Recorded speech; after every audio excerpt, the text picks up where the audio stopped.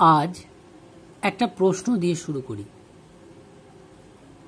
মাত্র দুটো শব্দেই উপমিত আর উপমান কর্মধারয়ের পার্থক্য করা সম্ভব না অসম্ভব? যখন প্রশ্ন দিয়ে শুরু করলাম তখন এই প্রশ্নকেই আঁকড়ে ধরি, হয়তো পেয়ে যেতে পারি এর উত্তর।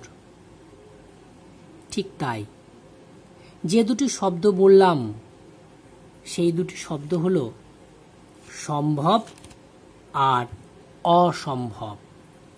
সম্ভব হলে একটি সমাস হবে, অসম্ভব হলে আর একটি সমাস হবে। সম্ভব বা বাস্তব হলে হবে উপমান, কল্পনা বা অবাস্তব হলে হবে উপমিত। যদি পরীক্ষায় যে পদটি দেওয়া হবে বা যে পদটি দেওয়া থাকে সেই পদটি যদি দেখি অসম্ভব, তাহলে আমরা উপমিত লিখব। যদি দেখি সম্ভব, তাহলে আমরা করব উপমান। ব্যাপারটা স্পষ্ট হলো না, তাই তো? এবার ব্যাপারটি স্পষ্ট করে বলি। শঙ্খ ধবল মুখচন্দ্র, ধবল মানে সাদা, তাহলে সাদা শাঁখ, শাঁখ সাদাই হয়, তাহলে এটা বাস্তব, এটা উপমান। কিন্তু মুখচন্দ্র, মুখচন্দ্র হচ্ছে অবাস্তব, কল্পনা, চাঁদের মতো মুখ কারুর হয় না, তাই এটা হলো উপমিত। তাহলে সম্ভব হলে উপমান, অসম্ভব হলে উপমিত। শঙ্খধবল সম্ভব উপমান, মুখচন্দ্র অসম্ভব উপমিত। তাহলে আমরা উপমান আর উপমিতের পার্থক্য সহজেই করতে পারলাম। বিশ্বাস হচ্ছে না তো? এবার টেস্ট করে দেখি। টেস্ট 1, মেঘকৃষ্ণ। মেঘকৃষ্ণ মানে কালো মেঘ, কালো মেঘ হয়, তাহলে এটা বাস্তব, এটা উপমান। টেস্ট 2, পাদপদ্ম, অর্থাৎ পাটি পদ্মের মতো, এটা কল্পনা, এটা অবাস্তব, তাই এটা কি হবে? উপমিত। টেস্ট 3, তুষার ধবল। ধবল মানে হচ্ছে সাদা, অর্থাৎ সাদা বরফ, সাদা বরফ হয়, এটা বাস্তব, এটা উপমান। তাহলে উপমান আর উপমিত এর ব্যাপারটি পরিষ্কার হলো। আরও 5টা উদাহরণ দেখি। সিঁদুর রাঙা, এটা বাস্তব, এটা উপমান। দধি থলথল উপমান। নয়ন কমল অর্থাৎ পদ্মের মতো চোখ, এটা কল্পনা, এটা অবাস্তব, উপমিত। নীরদ নীল, নীরদ মানে নির্দান করে যে, অর্থাৎ মেঘ, মেঘ নীল, তাহলে এটা উপমান। পুরুষ সিংহ দেখেই বোঝা যাচ্ছে অবাস্তব, তাই এটা উপমিত। এবার দেখি এইগুলোকে গঠন কিভাবে করতে হয়। প্রথম থেকে শুরু করি। মেঘকৃষ্ণ, মেঘের মতো কৃষ্ণ, উপমান। পাদপদ্ম, পাদ বা পদ্মের মতো, উপমিত। তুষার ধবল, তুষারের মতো ধবল, উপমান। সিঁদুর রাঙা, সিঁদুরের মতো রাঙা, উপমান। দধি থলথল, দধির মতো থলথল, উপমান। নয়ন কমল, নয়ন কমলের মতো, উপমিত, অবাস্তব। নীরদের মতো নীল, উপমান। পুরুষ সিংহের মতো, উপমিত। তাহলে ব্যাপারটি বোঝা গেল। এইবার একটা প্রশ্ন আসছে এই মতোকে কেন্দ্র করে। এই মতো কেন একবার মাঝে হচ্ছে, একবার শেষে হচ্ছে? মতো জিনিসটাই বা কি? মতো হলো তুলনা বা উপমা, এই অর্থে ব্যবহৃত।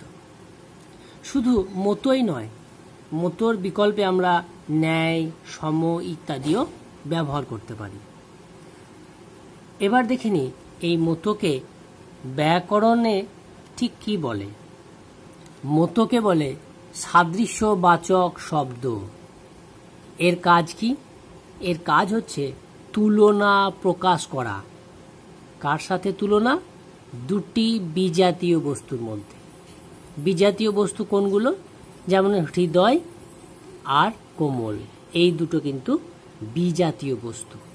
এদের মধ্যে তুলনা করছে বা সাদৃশ্যবাচক শব্দ হিসেবে কাজ করছে মতো। যেমন হৃদকমল, হৃদয়টি পদ্মের মতো, এটা কল্পনা করা হচ্ছে, তাই মতো এখানে সাদৃশ্যবাচক শব্দ।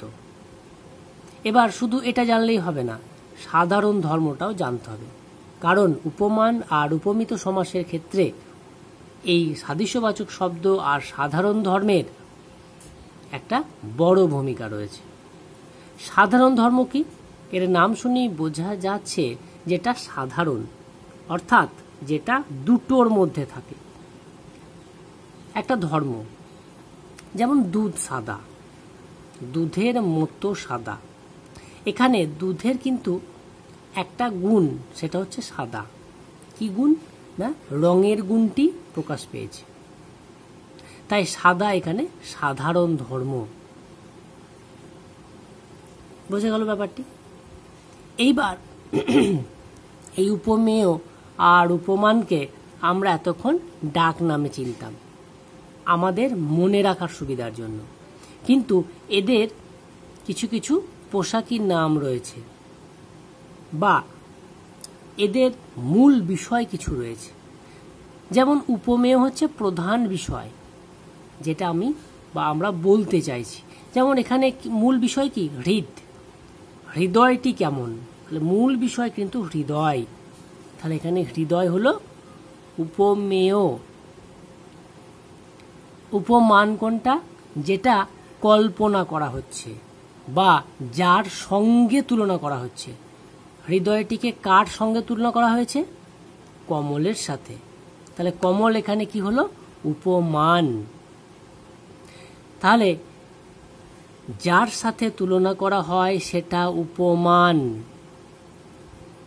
আর মূল বিষয় বা প্রধান বিষয়টি হলো উপমেয়। এবার জানব সেই প্রশ্নটি, এর কেন স্থান পরিবর্তন হয়? একবার আগে হয়, কেনই বা একবার মাঝে হয়? তাহলে চারটে বিষয়কে আমরা পাশাপাশি রাখলাম। কি কি? প্রধান বিষয় বা উপমেয়, তুলনাবাচক বা উপমান, সাদৃশ্যবাচক আর সাধারণ ধর্ম। এবার হৃদকমলটাকে নিলাম, নেওয়ার পরে এটাকে বিশ্লেষণ করলাম। হৃদয়টা কমলের মতো নরম, তাই তো? কমলও নরম, আমার হৃদয়টাও নরম। তাহলে এইখানটাতে প্রধান বিষয় কি? হৃদয়, কারণ হৃদয়টা কি বলা হচ্ছে, কার সাথে তুলনা করা হচ্ছে? কমলের সাথে, তাই এটা তুলনাবাচক বা উপমান। আর সাদৃশ্য মতো, আর সাধারণ ধর্ম, যেটা উভয়েরই একটা গুণকে কল্পনা করা হচ্ছে। অনেকের হৃদয় নরম, পদ্মও নরম, তাই এটা একটা সাধারণ ধর্ম। এবার এই উদাহরণটা দেখি। কাজল কালো, প্রধান বিষয়। এবার কাজল কালোটা কি? এটা তো একটা বিশেষণ। কাজল কালো কি হয়? মেঘ, নাহলে চুল। আমরা মেঘ হিসাবেই ধরলাম, তাহলে মেঘটাকে বলা হচ্ছে যে প্রধান বিষয় হচ্ছে মেঘ। আর তুলনাবাচক শব্দ কোনটা? কাজল। কাজলের সাথে মেঘের তুলনা করা হচ্ছে। কাজলের মতো মেঘ, কোন গুণটিকে নেওয়া হয়েছে? কালো, রঙের গুণটিকে।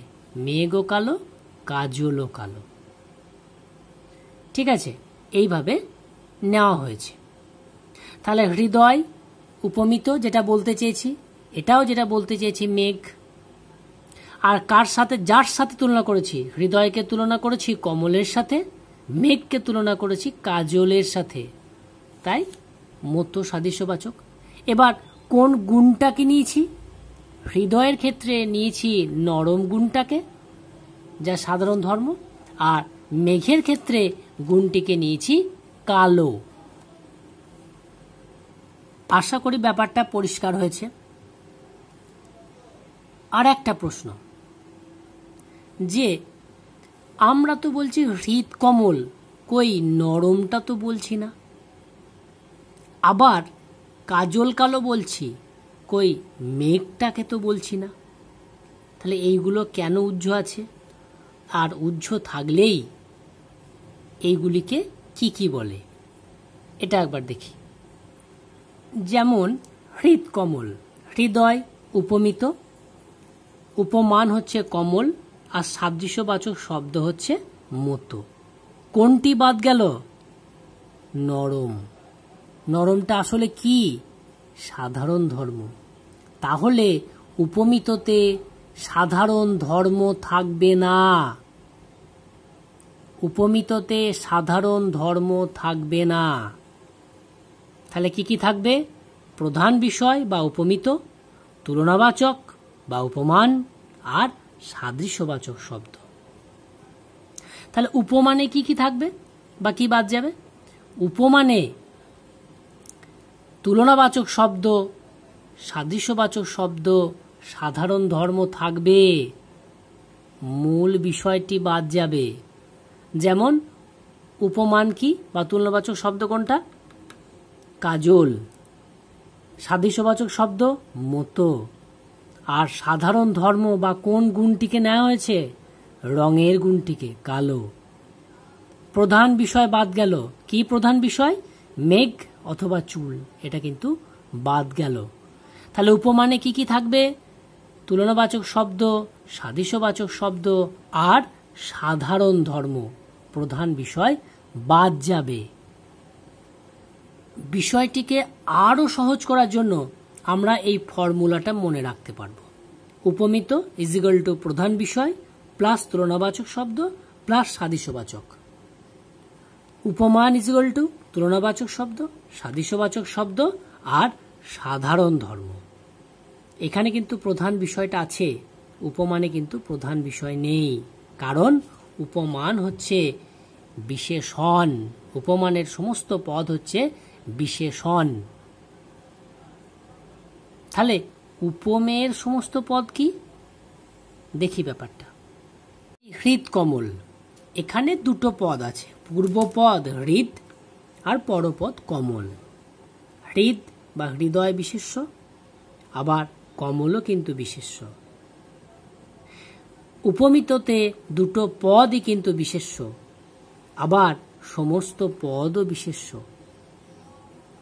তাহলে উপমিততে সমস্ত পদ বিশেষ্য, উপমানে কিন্তু সমস্ত পদ বিশেষণ। এর পূর্বপদ বিশেষ্য, পরপদ কিন্তু বিশেষণ। এটা মনে রাখতে হবে। উপমান, উপমানের পূর্বপদ বিশেষ্য, পরপদ বিশেষণ, আর সমস্ত পদটি বিশেষণ। তাহলে এটা কিন্তু এই দুটোর একটা বৈশিষ্ট্য।